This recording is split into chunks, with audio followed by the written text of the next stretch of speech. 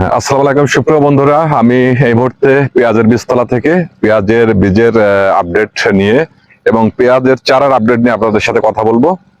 আপনারা দেখতে পাচ্ছেন যে আমরা কিছুদিন আগে যে ভিডিও করছিলাম যে বীজগুলা এখন অনেকটা জ্বালিয়ে গেছে, আরো কিছু কি বাকি আছে? আরো না, এরিয়া উঠে গেছে, সব উঠে গেছে। সব উঠে গেছে। যাক সুপ্রিয় বন্ধুরা, আমি এই মুহূর্তে একজন কৃষক ভাইয়ের সাথে কথা বলছি। আচ্ছা, এই বীজতলায় তুমি কি বীজ রোপণ করছো? এটা হলো লাল তিরকিং। লাল তিরকিং। তো এখানে লাল তিরকিং এটা কতটা টাকা করে কেজি কিনছিল? এটা কিনা ছিল 13,500। 13,500 টাকা। আচ্ছা, তাহলে এখানে যদি এই বীজের এখন কি কি পরিচর্যা করতে হবে? পচানি ওষুধ দিতে হবে, তারপরে দিতে হবে, লোভ লাল দিতে হবে। মানে ওখানে আরো ওষুধ, সেখানে কি কোনো সারের প্রয়োগ করতে হবে? সার শেষে দেই কিছু। আচ্ছা, কি কি সার এখানে ব্যবহার করতে হবে? ডিআইবি সার। ডিআইবি সার। আচ্ছা, আমরা অন্য আর একটি যাচ্ছি। এটাকে কি বলে, থল বলে না কি বলে এটাকে? আরেকটি থলে, অর্থাৎ এখানে আরেকটি বীজ রোপণ করা হচ্ছে। সুপ্রিয় বন্ধুরা, আমরা আরেকটি বীজ তলায় যাচ্ছি। আচ্ছা, এখানে দেখছি যে বীজগুলা উঠছে, সেক্ষেত্রে এখানে কি বীজ উঠছে? এটা হলো হাইব্রিড। হাইব্রিড।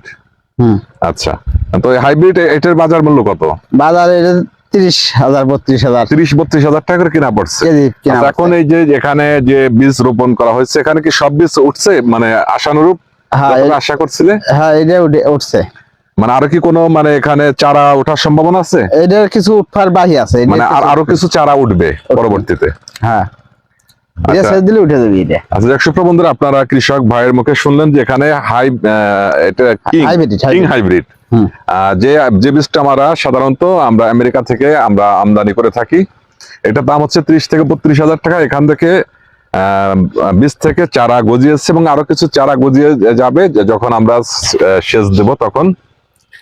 তো এখানে আমাদের যে 1 কেজি বীজ থেকে আমরা কতটুকু জমি আমরা চারা রোপণ করতে পারবো যদি ভালো হয়?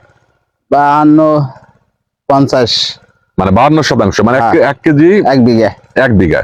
আচ্ছা, তাহলে 1 বিঘা জমিতে এই যে হাইব্রিড যেটা কিং, এটা কত মন পেঁয়াজ আসতে পারে ভালো হলে? ভালো হলে 150 মন হয়। 150 মন, মানে 150 জমিতে 150 মন, ভালো হলে 150 মন পেঁয়াজ আসবে। আচ্ছা, আনুমানিক সবকিছু মিলে কত খরচ হতে পারে, মানে 1 মন পেঁয়াজের পিছনে? পেঁয়াজের পিছনে লাগাতে উঠেছি 2,200 খরচ হয়ে যায়। আচ্ছা, 2,000 টাকা বা তার কিছু কম বেশি খরচ হয়ে যায়। আর পাশে আরেকটি দেখতে পাচ্ছি, আমরা আরেকটি ইয়াতে যাচ্ছি, থলে যাচ্ছি।